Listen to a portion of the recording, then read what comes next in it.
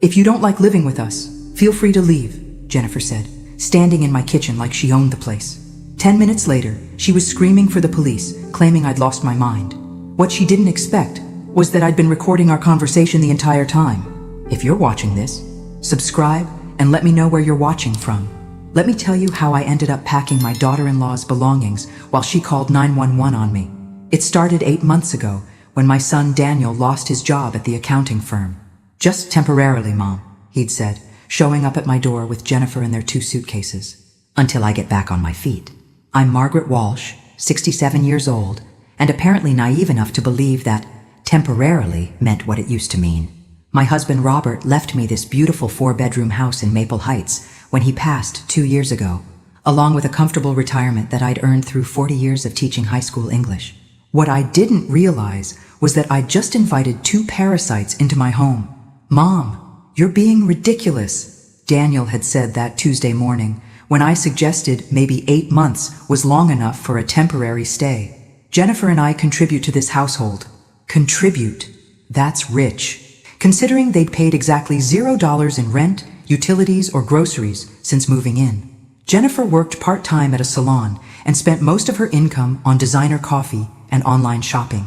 Daniel had supposedly been job hunting, though his hunting grounds seemed to be limited to the couch and my refrigerator. "We do the dishes sometimes," Jennifer added, not looking up from her phone where she was scrolling through vacation photos from the trip to Cancun they'd taken with my credit card, without asking. "How generous of you," I said. Even I could hear the acid in my voice. That's when Jennifer looked up, her eyes cold as winter. "Margaret, if you don't like living with us, you're free to leave any time." The audacity took my breath away. In my own house, my own kitchen, standing next to the refrigerator I'd bought and paid for, eating food I'd purchased with my pension. "Excuse me?" I said quietly. "You heard me. Nobody's forcing you to stay here if we're such a burden." Daniel shifted uncomfortably, but said nothing. My own son, watching his wife kick his mother out of her own home. That's when something snapped inside me. The old Margaret would have apologized, maybe even started packing her own bags. But this Margaret had been pushed too far. "You know what, Jennifer? You're absolutely right." I walked upstairs to the guest room where they'd been sleeping and pulled their largest suitcase from the closet. Jennifer followed me, probably expecting to see me fold my clothes into it. Instead, I started tossing her things inside. Her expensive workout clothes that had never seen a gym, the jewelry she'd bought with money they didn't have, the designer handbags cluttering my dresser. "What are you doing?" she shrieked. "Packing," I said calmly, adding Daniel's collection of gaming equipment to the pile. "Isn't this what you wanted?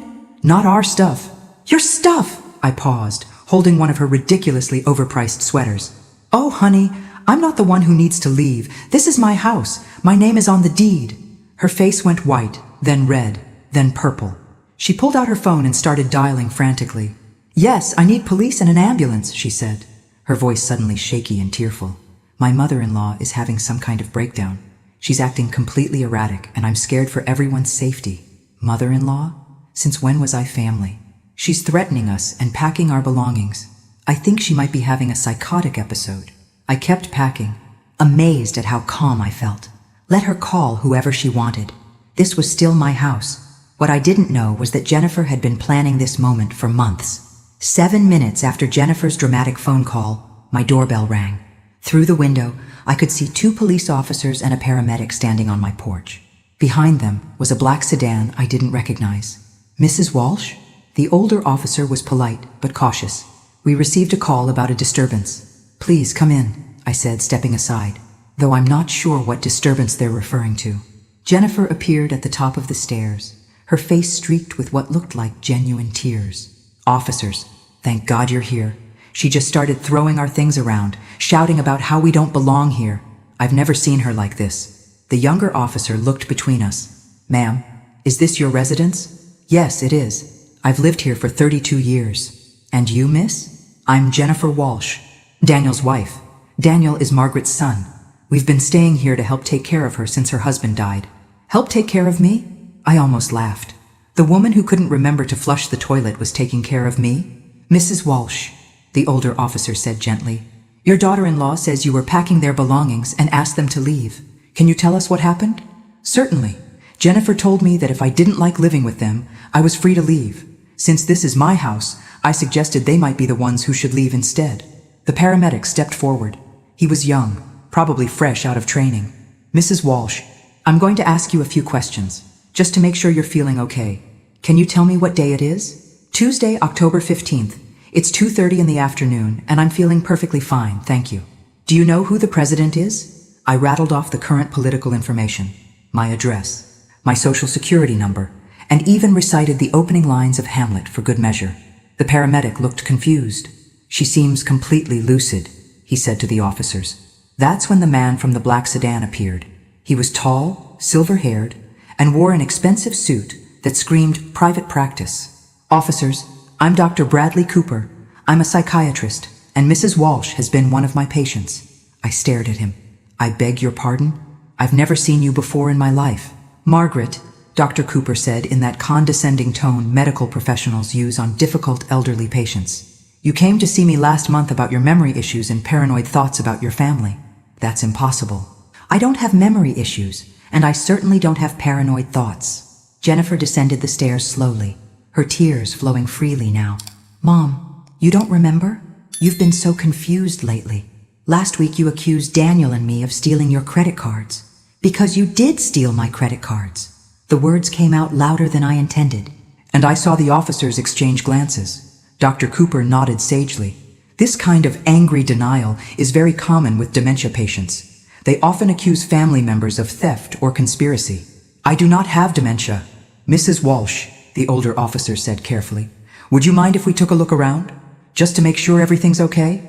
Of course. I led them through my pristine house. The living room where Jennifer's magazines were scattered across my coffee table. The kitchen where their dirty dishes sat in my sink. My home office where Daniel had been using my computer to play online poker. In the guest room, their belongings were indeed scattered across the floor where I'd been packing them. To someone who didn't know the context, it might have looked like the actions of someone having a breakdown. Dr. Cooper examined the scene with theatrical concern. Margaret, can you explain why you were packing these items? Because Jennifer told me if I didn't like living with them, I could leave. I was simply taking her advice and helping them pack. But these aren't your belongings to pack, he said gently. They're in my house. They've been here 8 months without paying rent. Jennifer sobbed louder. She's been getting more and more agitated about money. Yesterday, she accused us of not contributing, even though we pay for groceries all the time. I wanted to ask her to produce a single receipt, but something in Dr. Cooper's eyes warned me that anything I said would be used as evidence of my deteriorating mental state. The realization hit me like a physical blow.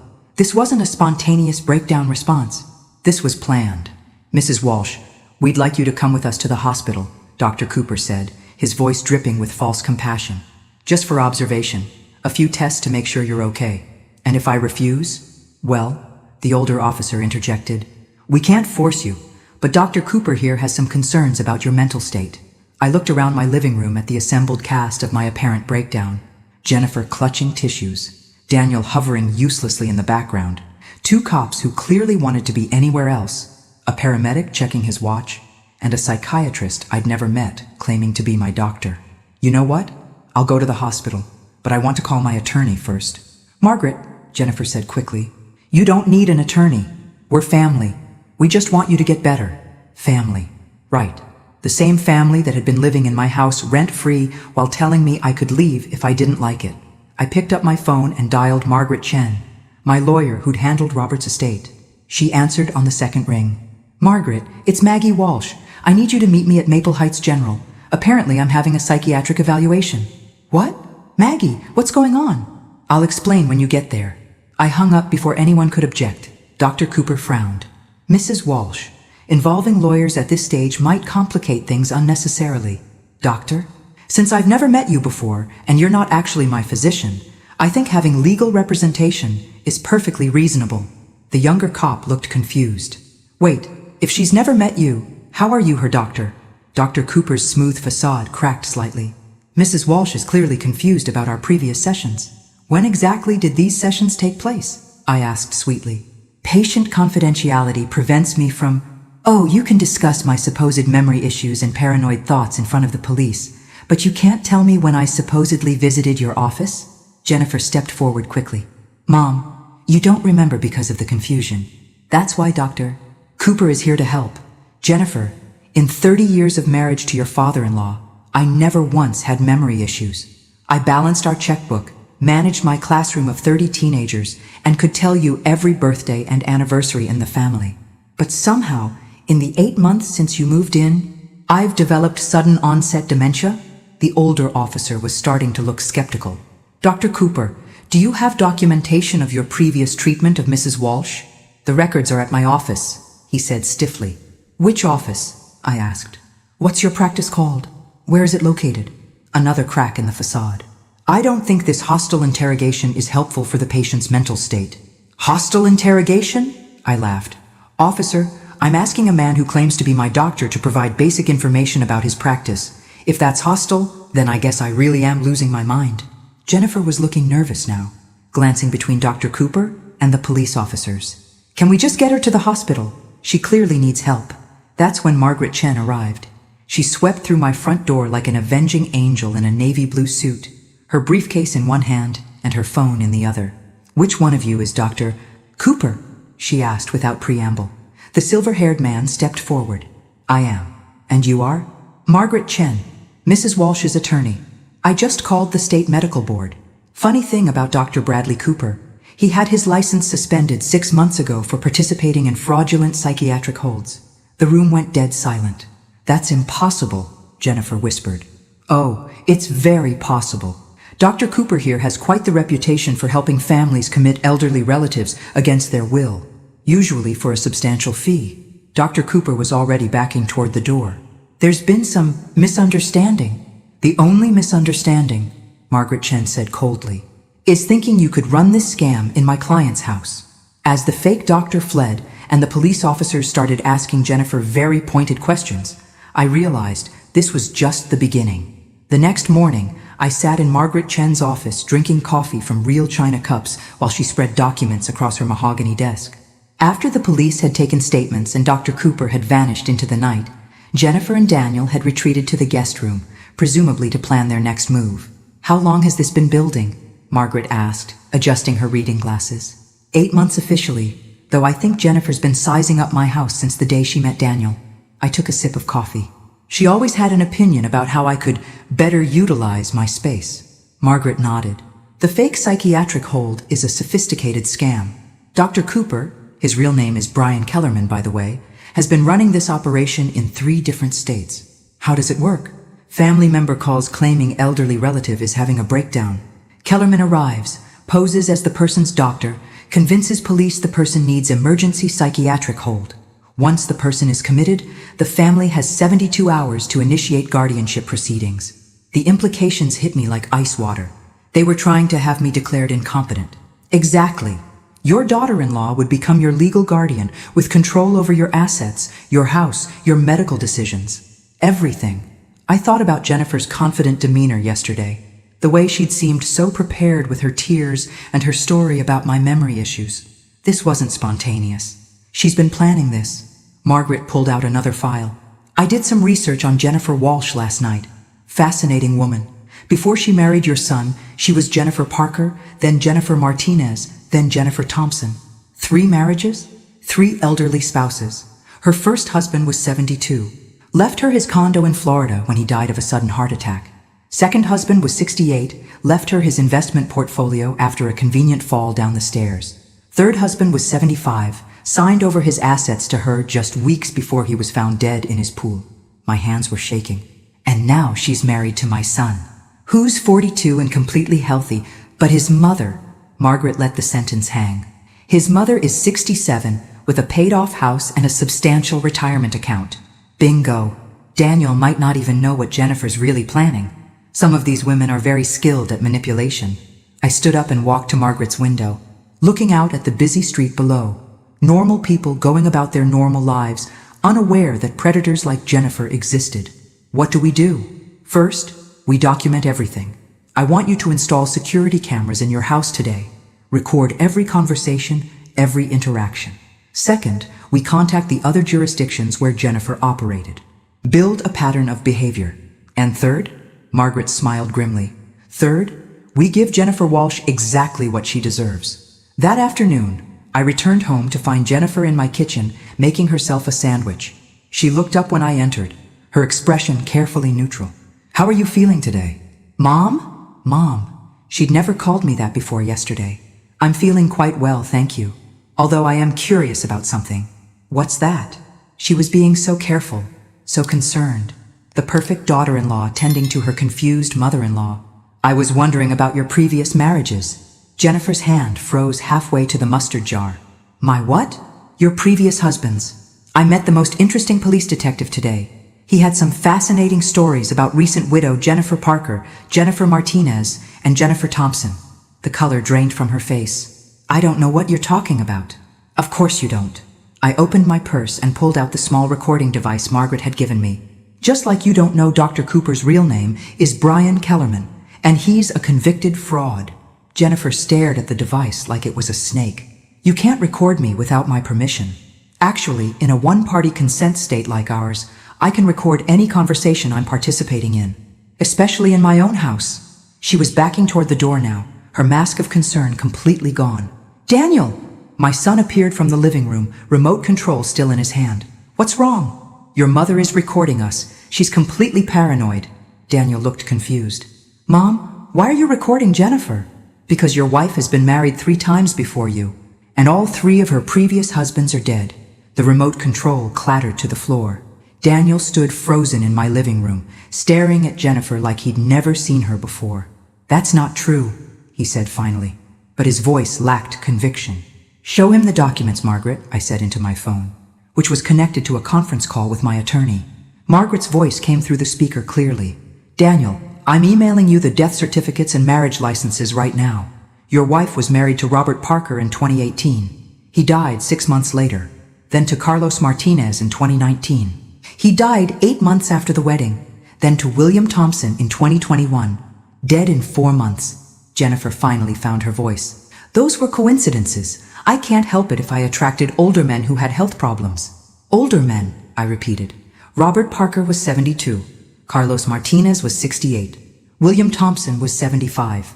And now you're married to my 42-year-old son. That's quite a pattern, Jennifer." Daniel was scrolling through his phone, reading the documents Margaret had sent. His face grew paler with each swipe.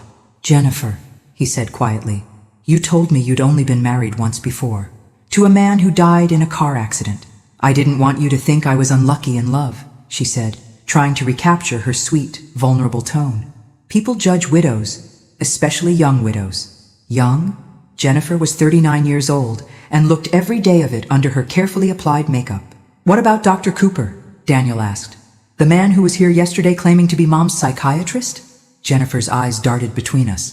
"I don't know anything about him. The police must have called him." Margaret's voice cut through the speaker. "Actually, Jennifer, we have phone records showing 3 calls from your cell phone to Brian Kellerman's number over the past 2 weeks. The longest call was 47 minutes. That's impossible. Would you like me to read you the exact times and durations?" Jennifer was backing toward the staircase now. "Daniel, you have to believe me. Your mother is trying to turn you against me." "Turn him against you?" I laughed.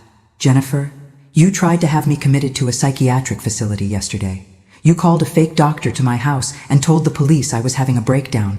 I don't need to turn anyone against you. You're doing a fine job of that yourself." Daniel was staring at his phone screen. "Jennifer, this says Robert Parker changed his will 2 weeks before he died. He left everything to you instead of his children. He loved me.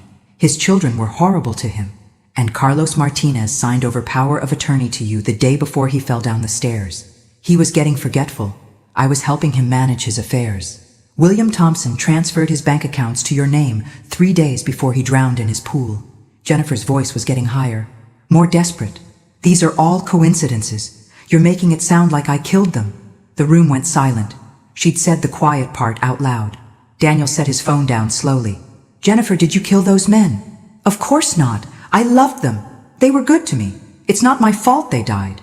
"But it is convenient," I said quietly, "that they all died right after giving you access to their assets." Margaret's voice came through the phone again. "Jennifer, I think you should know that the police departments in Miami, Phoenix, and Portland are very interested in reopening those 3 cases, especially since they've discovered your connection to Brian Kellerman." Jennifer looked trapped, cornered. But I'd learned yesterday that cornered animals are the most dangerous. You know what? She said, her voice suddenly calm. Fine. You want to know the truth? Those old men were pathetic, lonely, desperate, eager to throw money at any woman who paid attention to them. They got exactly what they paid for. Daniel took a step back from her. Jennifer, what are you saying? I'm saying your mother is right. I married old, rich men who died conveniently and left me their money. And yes, I was planning to do the same thing to her. The casual confession hit the room like a bomb. But here's what your precious mother doesn't understand, Jennifer continued, her mask completely off now. I don't need Daniel anymore. I already transferred half her retirement account to my personal account last month. My blood went cold. What? Jennifer smiled for the first time since yesterday. Amazing what you can accomplish with someone's signature when you bring them their morning coffee every day. A little something in the coffee to make them drowsy, a few documents to sign, and voila, she'd been drugging me. You've been drugging me, I said, the pieces finally clicking into place. The unexplained fatigue I'd been experiencing. The mornings when I'd wake up groggy with no memory of the previous evening. The documents I'd supposedly signed but couldn't remember. Jennifer's smile was cold and satisfied. Just a little something to help you sleep better. You seemed so stressed about having house guests. Daniel was backing away from her, horror written across his face. Jennifer, you drugged my mother? Oh, don't act so shocked, Danny. You were happy enough to spend the money I transferred from her accounts. That vacation to Cancun, the new gaming equipment, the designer clothes I bought you. Where did you think the money was coming from? I thought you were working. I thought your salon job paid minimum wage plus tips. Really, Daniel, you're even more naive than your mother. Margaret's voice crackled through the phone speaker. Jennifer, I need you to know that this entire conversation is being recorded. And as of 10 minutes ago, the FBI has frozen all bank accounts associated with your social security number. Jennifer's confidence faltered. You can't do that.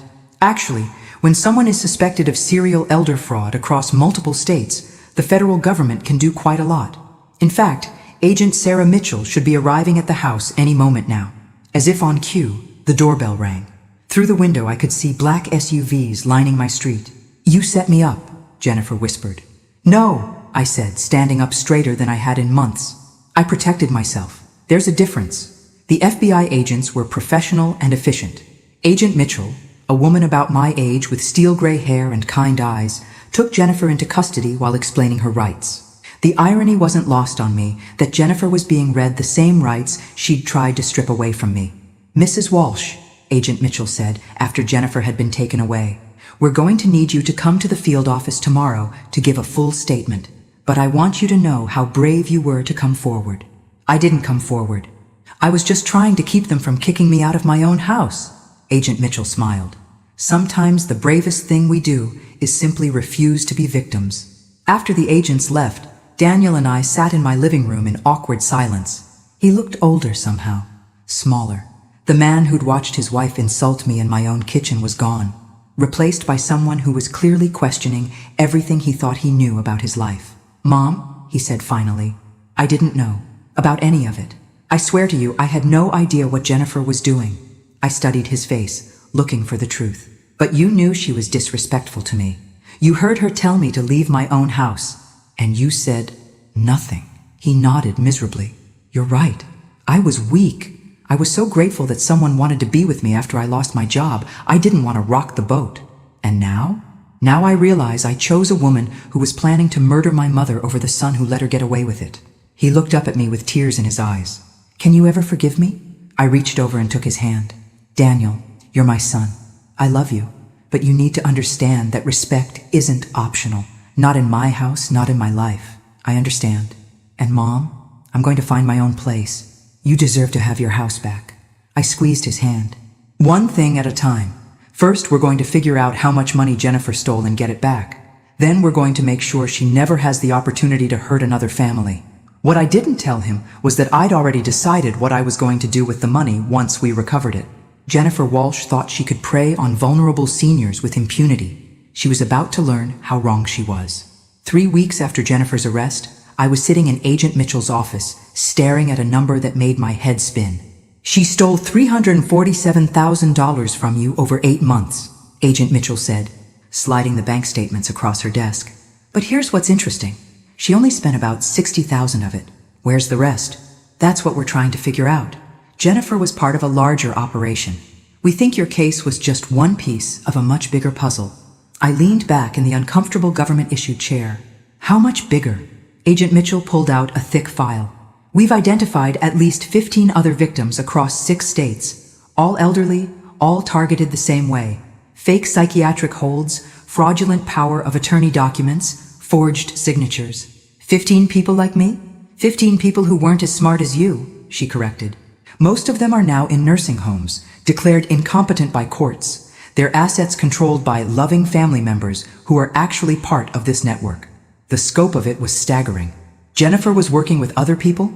Jennifer, Brian Kellerman, at least 3 other fake doctors, several corrupt lawyers, and what appears to be a placement coordinator who identifies targets. Placement coordinator? Agent Mitchell opened another file. Someone who works in healthcare or senior services, identifies wealthy elderly people who are isolated or vulnerable, and passes their information to the team. I thought about how easily Jennifer had waltzed into my life through Daniel. How did they find me? We're still investigating that. But Mrs. Walsh, we need your help. What kind of help? The other victims can't testify. They've been declared mentally incompetent, or they're too scared, or they've been convinced by their captors that they're actually sick. You're the only victim who fought back successfully. What are you asking me to do? Agent Mitchell leaned forward. Help us catch the rest of them. There's someone at the top of this operation we haven't identified yet. Someone who's been running this scam for at least 5 years. I thought about those 15 other people, trapped in nursing homes. Their families probably told they were getting the best care, while their life savings disappeared into criminal accounts. What would I need to do? Act as bait. The plan was elegant in its simplicity. Agent Mitchell explained it over coffee in my kitchen 3 days later, with Daniel listening in shocked silence. They would leak information that I'd recovered my stolen money and was looking to invest it safely. They'd monitor the phones and digital communications of everyone in Jennifer's network who hadn't been arrested yet. The idea is that someone will approach you with a new investment opportunity or financial service, Agent Mitchell said. Someone trustworthy, probably recommended by a friend or through your church or community center. And then we see how deep this rabbit hole goes. Daniel shook his head. Mom, this sounds dangerous. What if something goes wrong? I patted his hand. Honey, something already went wrong. Your wife tried to have me committed and steal my life savings. At this point, danger is relative. Agent Mitchell smiled. Mrs. Walsh will be completely protected. We'll have agents nearby at all times, and she'll be wearing recording equipment. Plus, we think the approach will be subtle at first. These people are patient. They were right about that. It took exactly 6 days. I was at the grocery store Thursday morning when a woman approached me in the cereal aisle. She was about my age, well-dressed, with the kind of professional appearance that screamed trustworthy. Excuse me, she said with a warm smile. Aren't you Margaret Walsh? I'm Helen Curtis. I think our daughters went to high school together. I didn't recognize her, but I smiled politely. Nice to meet you, Helen. I hate to bother you, but I couldn't help overhearing you talking to the pharmacist about managing your retirement funds. I just went through something similar after my husband passed. My radar immediately went up. I hadn't been talking to the pharmacist about my finances. Oh? Yes, and I found the most wonderful financial advisor. He specializes in helping widows protect their assets from family members who might take advantage. There it was, the hook, delivered with perfect timing and false sympathy. That's very kind of you to mention, I said carefully. Helen handed me a business card. His name is Robert Davidson. He's helped so many of us ladies in similar situations. Very discreet, very professional. After she walked away, I immediately texted Agent Mitchell the details. Her response came back quickly. Perfect. We know Robert Davidson. He's been on our radar for months. 2 days later, Robert Davidson called. Robert Davidson had the smoothest voice I'd heard since my high school drama teacher. Warm, reassuring, with just a hint of concern that made you want to trust him immediately. Mrs. Walsh, Helen Curtis suggested I reach out to you. She mentioned you might be interested in exploring some secure investment options. I might be, I said, settling into my kitchen chair while Agent Mitchell monitored from the van parked across the street. Though I have to admit, I'm a bit wary these days. I recently had some trouble with someone trying to take advantage of my finances. Oh my, Robert's voice oozed sympathy. Unfortunately, that's far too common. Elder financial abuse is epidemic. particularly from family members who feel entitled to their parents' assets. He was good, really good. Would you be interested in meeting for coffee? I have an office in downtown Maple Heights, very comfortable, very private. I specialize in helping seniors protect their wealth from predatory family members. We arranged to meet the following Tuesday at his office. Agent Mitchell briefed me thoroughly beforehand. Robert Davidson is sophisticated, she warned. He's been doing this for at least 3 years. His approach is usually a legitimate-seeming investment that requires signing over temporary power of attorney for processing purposes. And then you disappear into the system. Fake medical emergency, fake psychiatric evaluation, fake diagnosis of incompetence. By the time your real family figures out what happened, your assets are gone and you're in a locked facility somewhere. How many people has he done this to? We think at least 20. But Mrs. Walsh, this meeting is our chance to get him on tape discussing the scam. Robert Davidson's office was everything you'd expect from a legitimate financial advisor. Expensive furniture, diplomas on the walls, family photos on his desk. If I hadn't known what I was looking for, I would have trusted him completely. Mrs. Walsh, thank you so much for coming in. Helen Curtis spoke very highly of you. He was younger than I'd expected, maybe 55, with silver hair and grandfatherly eyes behind wire-rimmed glasses. The kind of man you'd trust to walk your dog or help you change a tire. Helen seems lovely, I said, taking the seat across from his desk. She's one of my success stories, actually. When we first met, her stepchildren were trying to have her declared incompetent so they could access her late husband's estate. Now her assets are completely protected. How did you manage that? Robert leaned forward conspiratorially. Between you and me, Margaret. May I call you Margaret? There are legal strategies available to seniors that most people don't know about. Ways to protect your assets that go beyond simple trusts or wills. Such as? Well, there's a process where we can temporarily transfer your assets into a protective holding account while we establish what's called a senior asset shield. It's completely legal, but it has to be done correctly. Temporarily transfer my assets? Just while the paperwork is processed. Usually takes about 2 weeks. During that time, your money is completely safe from any family members who might try to claim you're incompetent or unable to manage your affairs. I pretended to consider this. That sounds complicated. Not at all. I handle everything. You just sign a few documents giving me temporary authority to move your funds, and I take care of the rest. Helen went through the exact same process. And where exactly are my assets transferred to during this process? Robert's smile never wavered. A secure holding account managed by my firm. Fully insured, completely safe. You'll get statements showing exactly where every penny is. I see. And what happens if something were to happen to me during those 2 weeks? If I had a medical emergency or something? Well, that's the beauty of the system. If you become incapacitated for any reason, the protective hold remains in place until you're able to manage your affairs again. Your family can't touch the money. Predatory relatives can't manipulate you into bad decisions. It's foolproof. I bet it was foolproof. For him. Robert, I have to ask. This all sounds almost too good to be true. How do I know this isn't some kind of scam? His expression shifted to one of hurt surprise. Margaret, I understand your concern. After what you've been through with your family situation, of course you're suspicious. But I've been helping seniors protect their assets for over a decade. I can provide references, testimonials, whatever you need to feel comfortable. I'd like to think about it. Of course, but Margaret, I have to tell you, based on what Helen mentioned about your recent troubles, time might be of the essence. If your family is already trying to challenge your competency, every day we wait gives them more opportunity to build a case against you. The perfect pressure tactic. Create urgency based on manufactured fear. How quickly could we do this if I decided to move forward? I could have the paperwork ready by tomorrow. The whole process could be completed by Friday. 4 days to steal my life savings and disappear me into the system. I'll call you tomorrow with my decision, I said, standing to leave. As I shook his hand goodbye, Robert Davidson smiled warmly. Margaret, you're doing the right thing by being cautious. It shows you're exactly the kind of intelligent, careful person who deserves to have her assets protected. Walking to my car, I felt sick. This man was so convincing, so professional, so perfectly calibrated to exploit the fears of elderly people who'd already been victimized. But I also felt something else. Fury. Agent Mitchell was waiting in my kitchen when I got home from the meeting, along with 2 other agents I hadn't met before. The recording equipment had captured every word of my conversation with Robert Davidson. "Outstanding work, Mrs. Walsh," Agent Mitchell said, pulling up the audio files on her laptop. He laid out the entire scam in detail. "How many people do you think he's done this to?" I asked, pouring coffee for everyone. "Based on what we've learned from Jennifer's records, we think Robert Davidson is the placement coordinator for this entire operation. He identifies the targets, gains their trust, gets them to sign over power of attorney, then hands them off to the medical team." One of the new agents, a young man who looked like he should still be in college, leaned forward. "Mrs. Walsh, we think Davidson has been running this operation for at least 5 years. The money from all the victims gets funneled through his investment firm to accounts in the Cayman Islands. How much money are we talking about?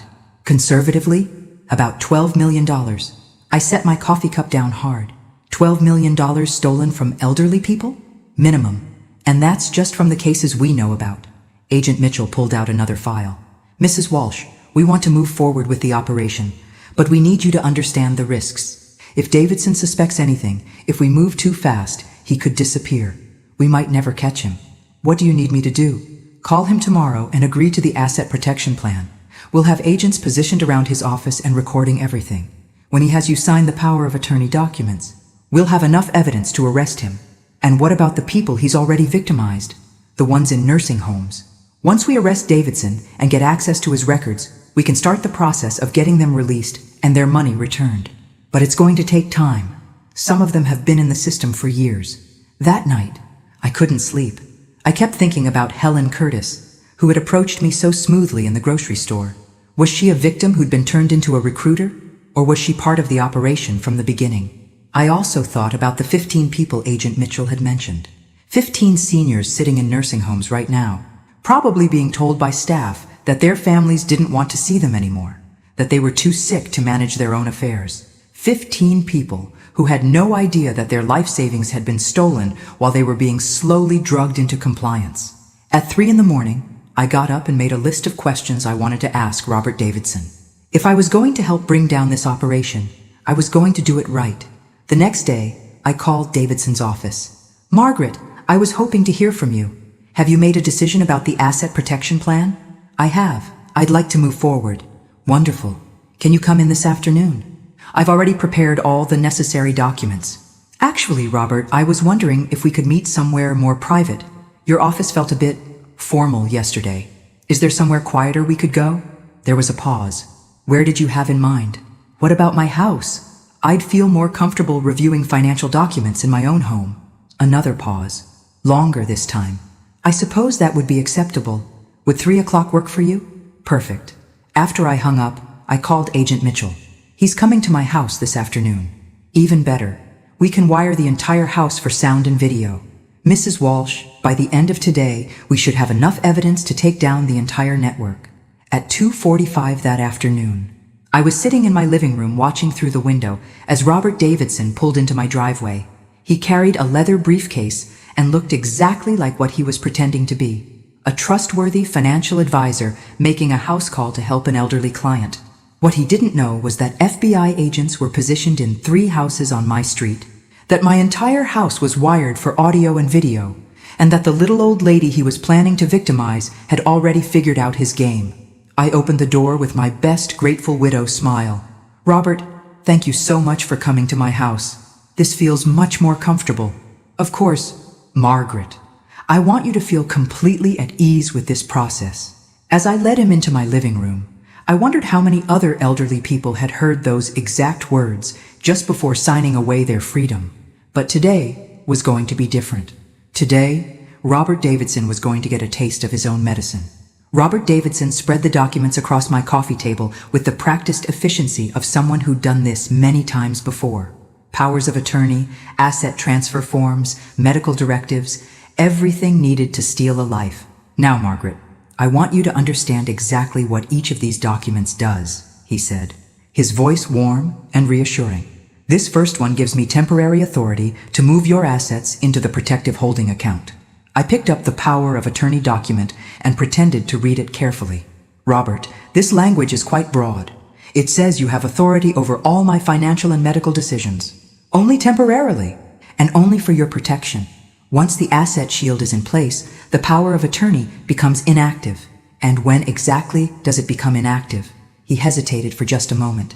Once I determine that your assets are fully protected from any potential threats. I see. And who determines when that is? Well, I do. Based on my professional assessment of your situation, I set the document down. So essentially, you decide when to give me back control of my own money. Robert's smile flickered slightly. Margaret, I understand your concern, but you have to trust the process. This is exactly how we protected Helen Curtis's assets. Speaking of Helen, I'd love to talk to her about her experience. Could you give me her phone number? I'm afraid I can't share client contact information. Confidentiality, you understand. Of course, but surely she wouldn't mind me calling her. After all, she's the one who recommended you. Robert was looking uncomfortable now. Perhaps we could arrange for her to call you after we complete the paperwork. Why not before? Because he stopped, clearly realizing he was painting himself into a corner. Margaret, I sense some hesitation on your part. Is there something specific that's concerning you? I leaned back in my chair and looked at him carefully. This man who made his living by destroying elderly people's lives. This predator who had perfected the art of seeming trustworthy while planning betrayal. Robert, I'm curious about something. How did Helen Curtis know I was talking to the pharmacist about my finances? His face went blank. I'm sorry? When she approached me at the grocery store, she said she overheard me discussing retirement funds with the pharmacist, but I never had that conversation. Perhaps you forgot. Robert, I'm 67 years old, not 97. My memory is perfect. So how did Helen know to approach me? The friendly mask was slipping now. Margaret, I think you're overthinking this. Am I? Because I'm also curious about something else. You said you've been helping seniors for over a decade, but your business license was only filed 3 years ago. Robert started gathering up the documents. I think perhaps this isn't the right time for you to make these kinds of financial decisions. Actually, I think this is the perfect time. I stood up and walked to my window. Robert, do you see that van parked across the street? He turned to look, and I saw his face go pale. That's FBI agent Sarah Mitchell. She's been listening to our entire conversation. Robert was on his feet now, stuffing papers into his briefcase. This is entrapment. No, Robert. Entrapment is what you do to elderly people. This is justice. He was moving toward the door when it opened, and Agent Mitchell walked in, followed by 2 other agents. Robert Davidson, you're under arrest for elder fraud, identity theft, and conspiracy to commit kidnapping. As they read him his rights and led him away in handcuffs, Robert looked back at me with pure hatred in his eyes. You have no idea what you've done, he said. This is bigger than you think. Agent Mitchell closed the door behind them and turned to me with a smile. Mrs. Walsh, we couldn't have done this without you. What happens now? Now we use the information from Davidson's records to locate all the victims and start getting them released. And we follow the money trail to see how high this goes. 2 hours later, Agent Mitchell called me with news that made my blood run cold. Mrs. Walsh, we've been going through Davidson's files. This operation isn't just regional, it's national. And the person at the top, she paused. You're not going to believe this. Who is it? Davidson's been reporting to someone called the coordinator. Based on the communication patterns and financial flows, we think the coordinator has been running similar operations in at least 15 states. How much money? We're estimating over $50 million stolen from elderly victims over the past 8 years. I sat down heavily in my kitchen chair. $50 million? Mrs. Walsh, you didn't just help us catch a small-time scammer. You helped us uncover what might be the largest elder fraud operation in U.S. history. But the biggest shock was still coming. Agent Mitchell arrived at my house the next morning with news that changed everything I thought I knew about the case. Mrs. Walsh, we've identified the coordinator, she said, setting a file on my kitchen table. And you're going to want to sit down for this. I poured coffee and settled into my chair. Who is it? She opened the file and pulled out a photograph. A professional headshot of a woman in her 50s with perfectly styled silver hair and kind eyes. I stared at the picture, confusion flooding through me. I don't understand. Who is this? Dr. Patricia Kellerman. She's been running the entire operation from a senior care consulting firm in Chicago. Kellerman? As in Brian Kellerman, the fake psychiatrist? Her brother. But here's the part that's going to shock you. Patricia Kellerman is a real doctor. She's a licensed geriatrician who's been using her position in the medical community to identify and target victims. I studied the photograph more carefully. Something about the woman's face seemed familiar, but I couldn't place where I might have seen her. She uses her medical practice to identify elderly patients who are wealthy and isolated, Agent Mitchell continued. Then she refers them to what she calls specialized elder care coordinators, people like Robert Davidson. And her patients trust her because she's a real doctor. Exactly. Over the past 8 years, she's built a network of fake financial advisors, corrupt lawyers, and fraudulent medical professionals across 15 states. They've stolen over $50 million and placed more than 200 elderly people in secured facilities against their will. The scope of it was staggering. 200 people? We started making arrests across the country yesterday. We've recovered 37 victims so far, and we're working to locate the rest. Agent Mitchell pulled out another document. Mrs. Walsh, there's something else. We found your name in Dr. Kellerman's files. My blood went cold. What do you mean? You were targeted 18 months ago. Long before Jennifer came into your life, she handed me a folder with my name on it. Inside were copies of my medical records, financial statements, property records, even photographs of my house. How did she get all this? We're still investigating, but we think someone in your medical provider's office was feeding information to Dr. Kellerman's network. I thought back to my annual physical 18 months ago, the routine blood work and screening tests. Had someone in my doctor's office been passing my information to these criminals? Mrs. Walsh, Jennifer didn't find your family by accident. She was directed to your son Daniel specifically because Dr. Kellerman's research showed you were the perfect target. What do you mean, perfect target? Agent Mitchell flipped through the file. Wealthy widow, adult children who live far away, no close family nearby, good health but getting older. You checked every box on their victim profile. The realization hit me like a physical blow. Daniel didn't meet Jennifer at a coffee shop. She sought him out. We think so. Jennifer's previous marriages all followed the same pattern. She would research wealthy elderly people, then target their adult children or grandchildren to gain access to the family. I thought about Daniel's whirlwind romance with Jennifer, how quickly they'd moved in together, how eager she'd been to meet me. I'd attributed it to young love, but it had been calculated predation from the beginning. There's more, Agent Mitchell said gently. Dr. Kellerman has been arrested in Chicago. When we searched her office, we found detailed plans for your case. You were going to be placed in a secured facility in Florida, where you would have been kept sedated and isolated while they drained your accounts. For how long? Until you died. Or until the money ran out. The casual brutality of it took my breath away. And my son? What would they have told Daniel? That you were getting the best possible care for your dementia, and that visits weren't recommended because they agitated you. I stood up and walked to my window, looking out at the street where I'd lived for 32 years, the neighborhood where I'd raised Daniel, where I'd buried my husband, where I'd planned to grow old peacefully. Mrs. Walsh, I want you to know that your actions didn't just save yourself.